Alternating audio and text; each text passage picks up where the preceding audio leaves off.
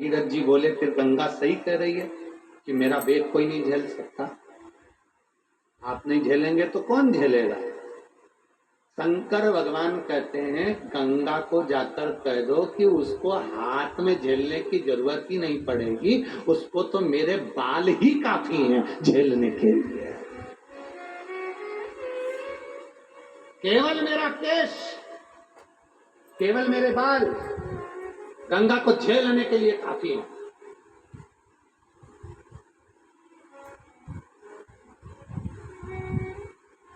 कह दो गंगा जी से जाकर तैयारी करें आने की।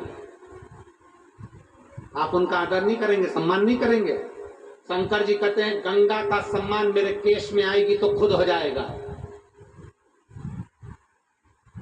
दुनिया के लोग कहते हैं कि शंकर का चढ़ा हुआ जल नहीं पीना चाहिए। उनको कहना चाहिए कि शंकर भगवान के सिर पे गंगा है तो मरते समय गंगा जल भी मत पीना।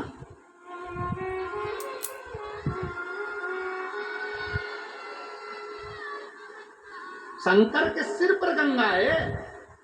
तुम कहते हो शंकर पे चढ़ा हुआ जल मत पियो, तुम कहते हो शंकर पे चढ़ी हुई बेलपत्र मत खाओ, तुम कहते हो शंकर पे चढ़ा हुआ जल मत पियो, तो फिर गंगा जल क्यों पीते हो? मरते समय घर के लोग तोड़ के जाते, जल्दी गंगा जल लाओ, आखिरी सांस चल रही है, निपटने वाला है, जा रहा है।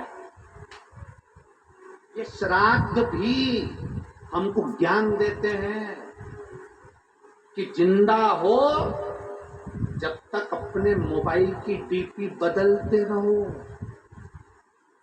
निपट जाओगे तो एक ही फोटो दीवार पे टंग जाएगा, बदल ही नहीं पाओगे, बदल ही नहीं पाओगे। ये श्राद्ध भी हमसे कहते हैं जिंदा हो तो कथा में जाओ, जिंदा हो तो भजन करो, जिंदा हो तो दान करो, जिंदा हो तो सत्कर्म करो,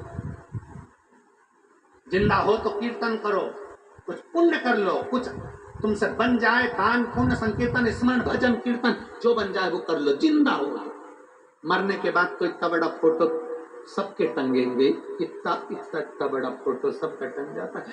महिलाएं मरती हैं तो सिर पे सब पल्लू मल्लू रख के फोटो बनता और मुस्कुराती हुई नजर आती है ऐसी। और घर के लोग खीर और पूड़ी मिला के फोटो पे चिपका देते हैं। अम्मा फोटो पे पूड़ी और खीर चिपकी रहती है। साल भर खीर पूड़ी चिपकी रहेगी, अगले साल फिर चिपक जाएगी, अगले साल। जिंदा हो, खूब अच्छे से बोलो, जिंदा हो, बहुत एंजॉय की जिंदगी जियो। हम तो यहां तक कहते हैं तुम्हें दान नहीं करना मत करो, किसी को 1 रुपया नहीं देना मत दो, कम से कम जितना कमा रहे हो उसका कम से कम 20% अपने ऊपर तो खर्च करो। बेटा कटे हुए सेवफल का मोबाइल चला रिया, क्या बोलते हैं उसको, एप्पल। बेटा इतना बड़ा मोबाइल चला रही है एमराइट का, ना जाने कौन कौन सी कंपनी का, और घर का पिता दिन भर दुकान दुकान नौकरी नौकरी नौकरी और दुकान नौकरी में लग के इतना बड़ा मोबाइल बस हाथ में। उससे पूछा क्यों? बेटा तो बड़ा मोबाइल रखता, तू नहीं रखता? मेरा इससे काम चल जाता है। क्यों? बेटा तो एक से बढ़कर एक जीन्स लेने बाजार में जाएगा, 1500, 2000, 500 की। क्यों? तुम्हारे कपड़े, मेरे पास तो अलमारी भरी पड़ी हुई है। बेटा एक से बढ़कर एक फैशन करे और बाप कमा कमा कमा कमा कमा कमा मर जाए। माँ बहू तो एक से बढ़कर एक पार्लर में जाती, 2000 देके धागे से न जाने कई कई करवा कर वो क्या जाती है। बहू तो गई पार्लर में, 2000 देकर आ गई, और सास 2000 रुपए जोड़ जोड़ जोड़ जोड़ जोड़ जोड़ गद्दे के नीचे भर भर, पलंग में छुपा, यहाँ छुपा और मरी गई। क्या मिला? जितना कमाओ किसी को नहीं दे सकते मत दो, किसी को 1 रुपया नहीं दे सकते मत दो, कम से कम अपने ऊपर खर्च करो, अच्छे से खाओ, अच्छे से अपनी जिंदगी जियो, फुल एंजॉय के साथ। लोग कहते हैं गुरुजी मेरे को तो दुकान में काम करना रहता है इसलिए कपड़े ऐसे पहन लेता हूँ। काय को पहनो? दुकान पर नौकर भी आता है तो चकाचक दिखता है, तो तुम सेठ होकर भिखारी जैसे दिखो, क्या मतलब? नौकर भी भोजन करने की छुट्टी मांग लेता है। बोलो री जी सही है कि गलत है? नौकर भोजन करने की छुट्टी मारता है, आराम से बैठकर आधा घंटा भोजन करता है प्रेम से, और तुम सेठ होकर भी चलते फिरते टिफिन में से निकाल निकाल के खाते हो, चलते फिरते चलते फिरते चलते फिरते। पत्नी कह रही खाना खा लिया, खाओ।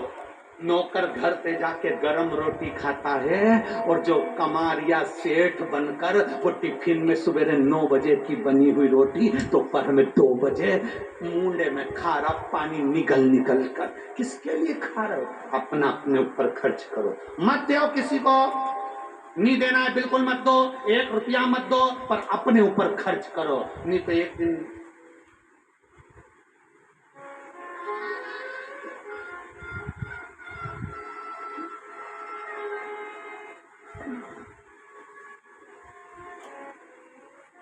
मौका मिला है जिंदगी जीने। श्राद्ध आते हैं, हमें बताते हैं कि हमें जिंदगी कैसे जीना है। घर में जितने भी मरे हुए लोग हैं उनका फोटो जो टंगा होता है उसमें रोता हुआ फोटो नहीं होता है। तुम्हारे यहाँ है क्या रोता हुआ फोटो? मुस्कुराता हुआ फोटो होता है, हंसता हुआ फोटो होता है। वो क्यों हंसते हैं? क्योंकि उनको मालूम है वो घर के लोगों पे इसलिए हंसते हैं, बेटा हम भी जोड़ जोड़ के मर गए, यहाँ टंग गए, तुम भी चले जाओगे हमारे बाजू में टंग जाओगे, इसलिए अच्छी जिंदगी जी लो। और शिव महापुराण की कथा हो रही है कांटाकुटी में, सुन लो।